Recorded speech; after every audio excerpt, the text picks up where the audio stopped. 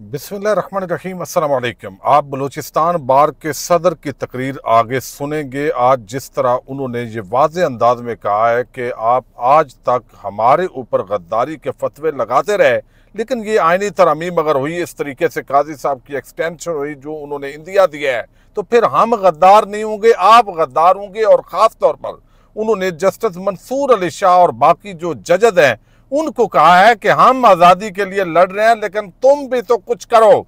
ये एक बड़ा आम मामला है जो इस वक्त किसी भी लम्हे सुप्रीम कोर्ट ऑफ पाकिस्तान से एक बड़ा सरप्राइज वो आ सकता है, जिसका हम वो पिछले 4 दिन से जिक्र कर रहे हैं।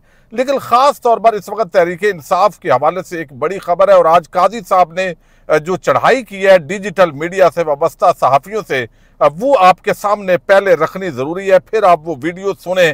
लेकिन एक तो काजी साहब को बड़ी परेशानी है, पहले वो बड़े फ्रीडम ऑफ एक्सप्रेशन का जिक्र करते थे, लेकिन अब लगता है जितनी उन पर तनकीद होती है, डिजिटल मीडिया से वाबस्ता सहाफ़ी जब उनके पोल खोलते हैं, जब बताते हैं कि वो किस तरीके से इस वक्त एक्सटेंशन के लिए लालच कर रहे हैं, किस तरह अपनी सीटें पूरी कर रहे हैं, कैसे नून लीग पीपल्स पार्टी की इस हुकूमत की सहूलतकारी कर रहे हैं, आइन कानून को मलिया मेट करने के अंदर जो मुआवनत है उनकी, इस पे सवाल उठाए जा रहे हैं। काजी साहब की इस वक्त बगैर जितनी भी ख्वाहिशात होती हैं वो इस वक्त की हुकूमत वो पूरी कर देती है। जिस तरीके से आपको देख रहे हैं, मुस्तफीन कादमी जिन्होंने काजी साहब को बुरा भला कहा, उनको बाकायदा गिरफ्तार किया गया, उसके बाद उन पर तशद्दुद किया गया, और वो हॉस्पिटल के अंदर जो रिपोर्टेडली आपको इल्म है उनके घर वाले इसकी तस्दीक कर चुके हैं।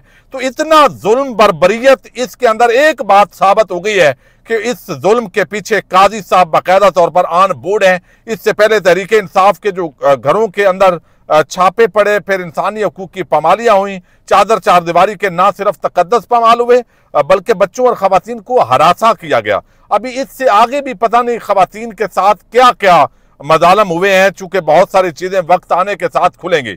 अब तहरीक, एक तो काजी साहब ने जो आज कहा है, उन्होंने एक नई टर्म दी है काजी साहब ने कि डिजिटल मीडिया जर्नलिज्म को उन्होंने गैंगस्टरिज्म कहा है।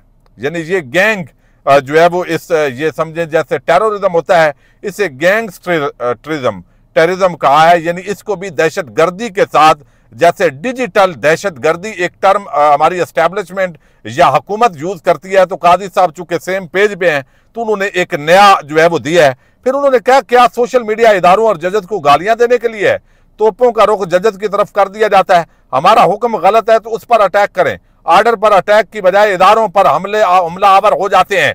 तो अब काजी साहब को अपने ऊपर जो तनकीद है वो चुभती है।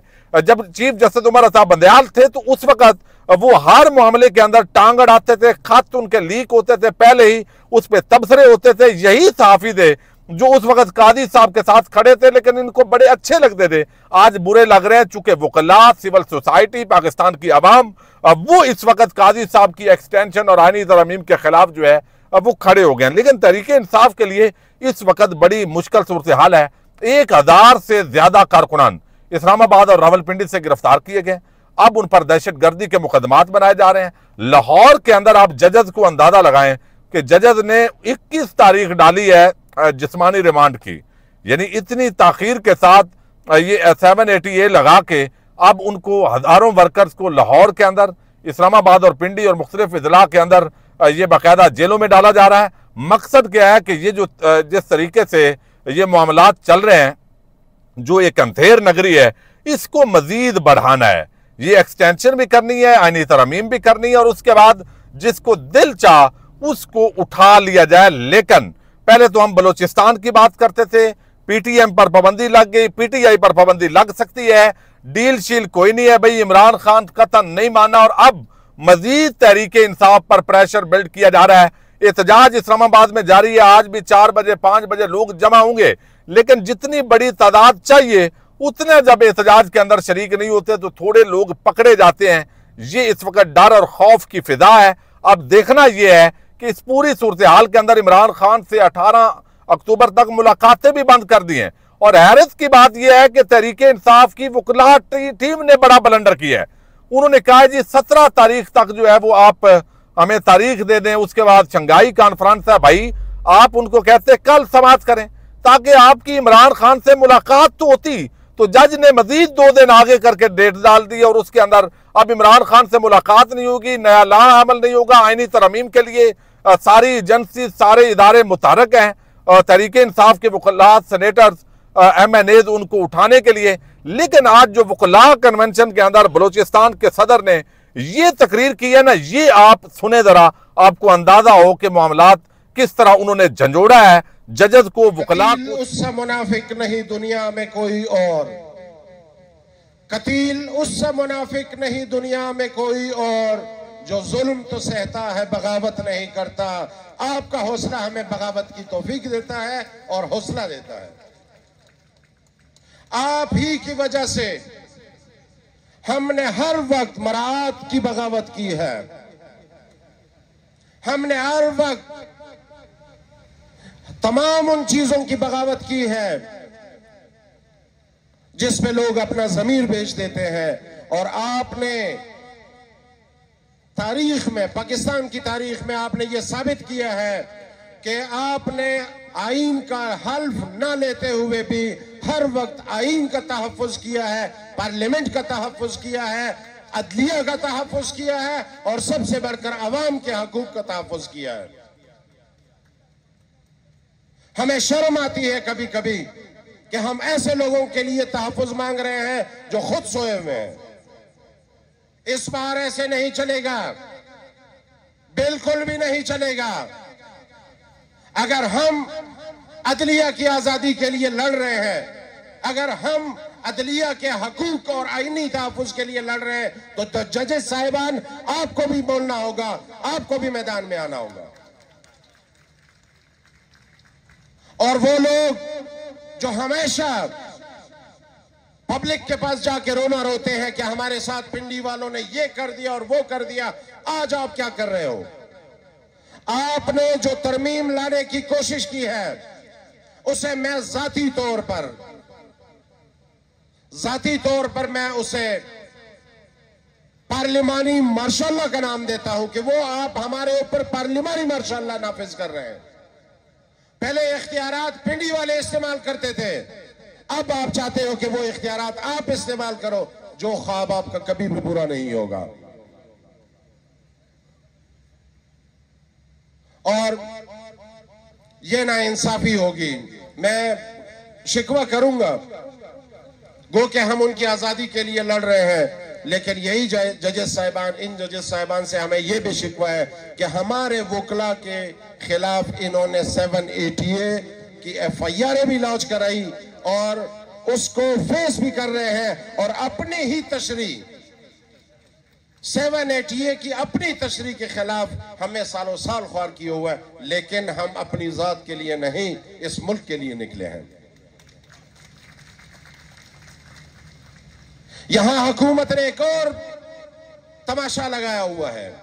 आप इस्लामाबाद में बैठे हुए या पंजाब में बैठे हुए हमारे साथियों को शायद इसका अदराक ना हो, लेकिन हम बलूचिस्तान में क्या फेस कर रहे हैं, हम खैबर पख्तूनख्वा में क्या फेस कर रहे हैं, उसका आपको अंदाजा भी नहीं। तमाशा लगाया हुआ है गवर्नमेंट ने। परसों पेशावर हाई कोर्ट ने तंजीम PTM के नाम से पश्तून तहफ़्फ़ुज़ मूवमेंट जो निकले हुए क्या मांग रहे हैं आपसे? आईन का तहफ़्फ़ुज़, आईन में उसको प्रोवाइडेड शुदा हकूक मांग रहे हैं।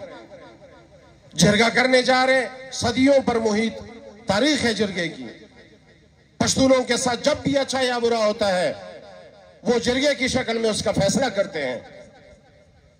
पेशावर हाई कोर्ट ने उन्हें इजाजत दी और गवर्नमेंट के पास जब कोई रास्ता नहीं रहा तो उसको कलअदम तंजीम करार दे दिया। जी, इससे खतरा है। पिछले 6 साल से वो बच्चे रोडों पर फिर रहे हैं, उन्होंने तो आज तक कोई गमला नहीं तोड़ा।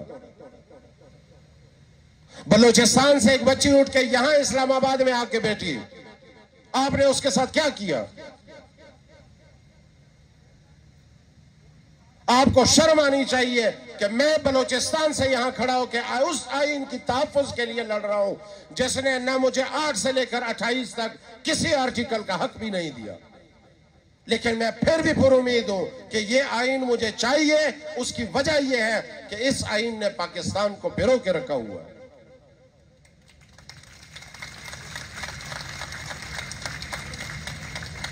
गद्दारी के तमगे आपने हमारे सरों पे सजाए हुए हैं, लेकिन काम आप गद्दारों वाले कर रहे हो।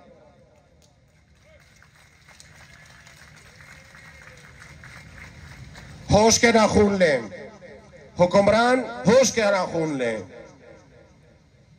जितना बोला जा रहा है मामलात उससे गंभीर है। पाकिस्तान की आवाम को और पाकिस्तान बिलखसूस पाकिस्तान के वकला को उस तरफ ना धकेलें कि फिर ना आपके लिए वापसी का रास्ता हो ना हमारे लिए वापसी का रास्ता हो।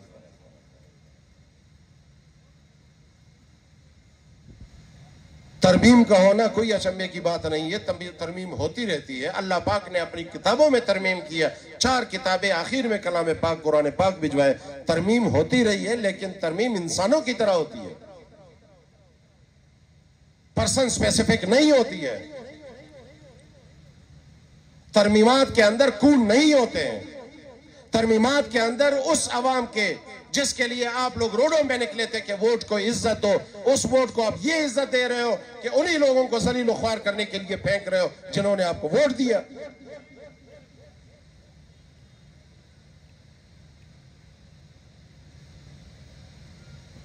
वकला कम्युनिटी कभी भी इस पे ना कंप्रोमाइज करेगी और बलूचिस्तान की तरफ से बेफिक्र रहे। बलूचिस्तान का हर वकील सफ़े अव्वल में खड़ा होगा इसके लिए कि इंशाअल्लाह हम किसी सूरत इसको ना कबूल करेंगे और ना ही कबूल करने के लिए तैयार हैं, चाहे उसके लिए हमें जितनी भी सजा। आपका क्या ख्याल है कि मैंने 56 वकला इसके लिए शहीद दिए। 8 अगस्त 2016 को हमने अपनी आवाम के आईनी तहफ़्फ़ुज़, अपने आवाम के आईनी हकूक़ के तहफ़्फ़ुज़ के लिए 56 शुहदा दिए। आप उस पर डाका डालोगे? हमने इस आईन और कानून की तहफ़्फ़ुज़ के लिए कराची में जिंदा वकला जलने के लिए पेश किए, हमने सीने पेश किए, सर पेश किए, और आप इसके साथ मजाक कर रहे हो। आपने इसे मजाक समझ लिया। फिल 4 ऐलान करो, इससे पीछे हटो और तमाम स्टेक होल्डर्स को उठा के उनको बुला के बैठ जाए, सर जोड़ें। अगर ये तमाम उसको मुत्तफिका तस्लीम करते हैं वेल एंड गुड, अगर नहीं करते तो फिर माजरत के साथ जो तमगा आपने पिछले 70 साल से हमारे तमगे पे माथे पे सजाया हुआ है उस तमगे के लिए आप भी तैयार रहें। तारीख आपको कभी माफ नहीं करेगी। मैं अपने अकाबरीन से मुल्तमिस हूं कि जब भी हमारे अकाबरीन बलूचिस्तान में कन्वेंशंस की तसलसल में जब भी हमें हुक्म करेंगे हम इंशाअल्लाह हाजिर होंगे और सफ़े अव्वल में रहेंगे। वस्सलाम।